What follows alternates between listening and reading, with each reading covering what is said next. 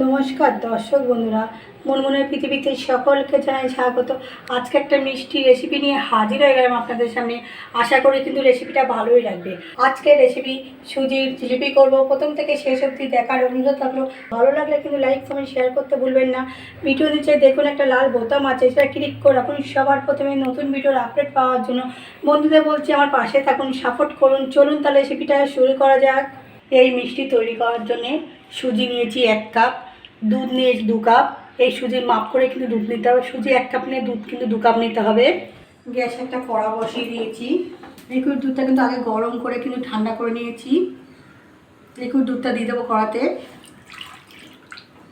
দুধটা কিন্তু আগে গরম করলে কিন্তু দুধে কিন্তু একটা সর পড়ে যায়, সেই সরটা কিন্তু না থাকে দুধের মধ্যে। পরে যখন দুধটা দেবেন, দুধটা কিন্তু গরম হয়ে গেছে। এবার অল্প অল্প করে সুজি দেবো আর নাড়াচাড়া করবো, নাড়া কিন্তু দলা পেকে যাবে একসাথে দিলে।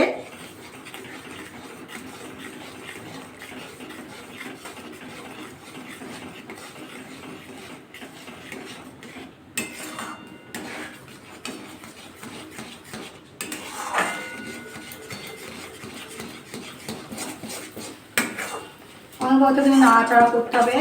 একটা ডো মতো করে নেব।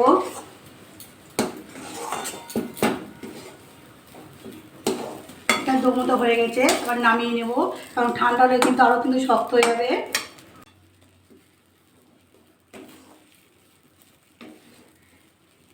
সুজিটা একটা প্লেটে নামিয়ে নিয়েছি। এটা ঠান্ডা করতে করতে চিনি শিরাটা তৈরি করে নেব। চিনি দেবো কিন্তু 1.5 কাপ, আর জল দেবো 3 কাপ। ডবল জল দিতে হবে।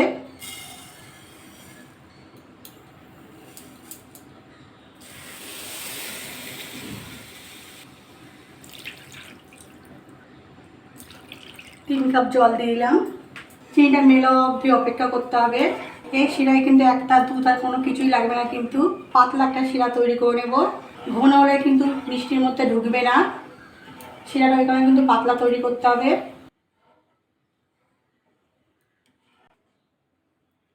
চিনি শিরার মধ্যে 2টো এলাচ ফাটিয়ে দেবো। সুন্দর একটা গন্ধ আসবে কিন্তু মিষ্টির মধ্যে। আপনারা পছন্দ করলে দেবেন, নাহলে কিন্তু দেবেন না। চিনিটা কিন্তু অনেকটাই কিন্তু মিল হয়ে গেছে, আর একটু বাকি আছে। ওদিকে চিনি শিরাটা হতে হতে কিন্তু আমি সুজিটা ভালো করে মেখে নেবো। বেশি ঠান্ডা হয়ে গেলে কিন্তু আর পরে মাখা হবে না, শক্ত হয়ে যাবে। সুজির মধ্যে একটু ঘি দিয়ে দেবো, ভালো করে মেখে নিতে হবে। একটু গরম থাকতে থাকতে কিন্তু মাখতে হবে।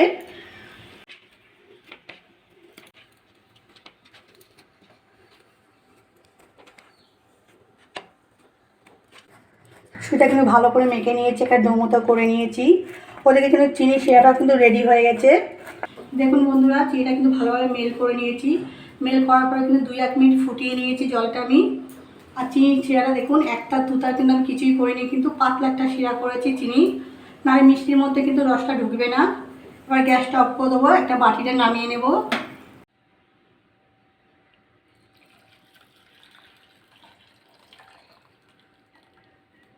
এবার কিন্তু ঢাকা দিয়ে রেখে দেবো, তাহলে চিনি শিরাটা কিন্তু গরম থাকবে ঢাকা দিয়ে রেখে দিলে।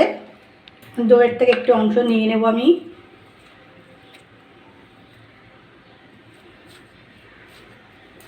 প্রথমে একটু লম্বা করে নেব। একটা বেলাম চাকি নিয়েছি।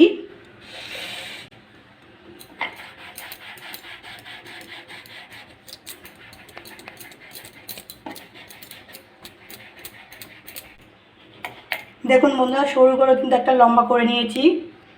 আর প্যাঁচ করে নেব।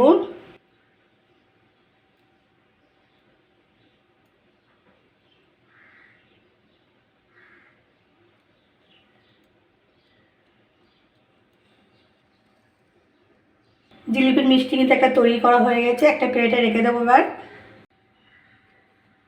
আর একটা রেসিপি কিন্তু দেখুন লম্বা করে নিয়েছি, সেটা আমি পেঁচিয়ে নেব।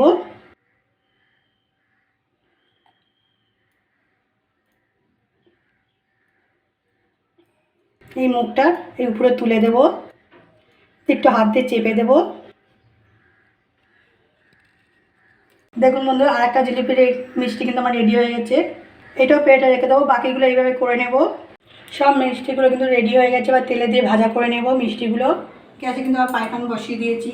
সাদা তেল দিয়ে দেবো। তেলটা কিন্তু বেশিই লাগবে, একটু ভাজা করব তো।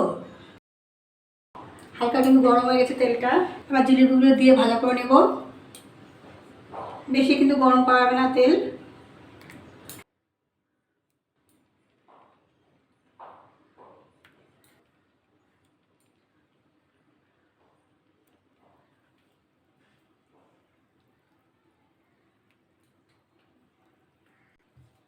প্রথমে কিন্তু নাড়াচাড়া করবো না, একটু ভাজা হয়ে যাক তারপরে কিন্তু নাড়াচাড়া করবো।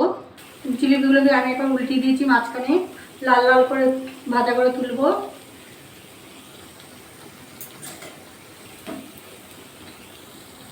যে মিষ্টিগুলো ভাজা হয়ে গেছে সেগুলো তুলে নেব।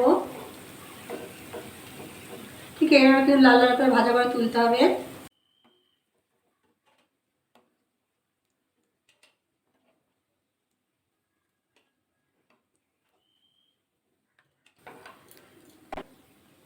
এইগুলো ভাজা হয়ে গেছে, তুলে নেব।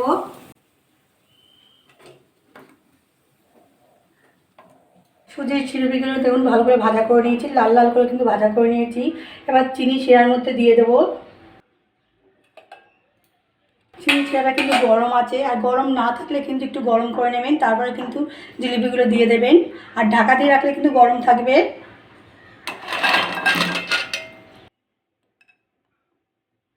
এবার ঢাকা দিয়ে 1 ঘন্টা রেখে দেবো। 1 ঘন্টা হয়ে গেছে, ঢাকাটা আবার খুলে দেখবো। দেখুন কি সুন্দর না হয়েছে, মনে হচ্ছে দোকান থেকে কিনে আনা। বন্ধুদের অবশ্যই কিন্তু বাড়িতে একবার কিন্তু ট্রাই করুন সুজি দিয়ে জিলিপি, খুব ভালো লাগবে কিন্তু খেতে। ভালো লাগলে কিন্তু লাইক কমেন্ট শেয়ার করতে ভুলবেন না। একটা মিষ্টি আপনাদের কেটে দেখাচ্ছি।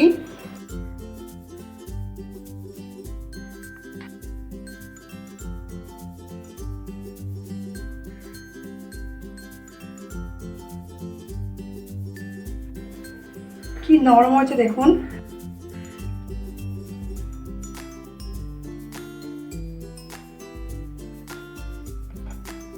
দেখুন পুরো দোকানের মতো হয়েছে, কিন্তু রসে কিন্তু ভর্তি। বন্ধুদের বলছি আমার পাশে থাকুন, সাপোর্ট করুন। আজকে এই অবধি, কালকে একটা নতুন রেসিপি নিয়ে হাজির হয়ে যাবো আপনাদের সামনে।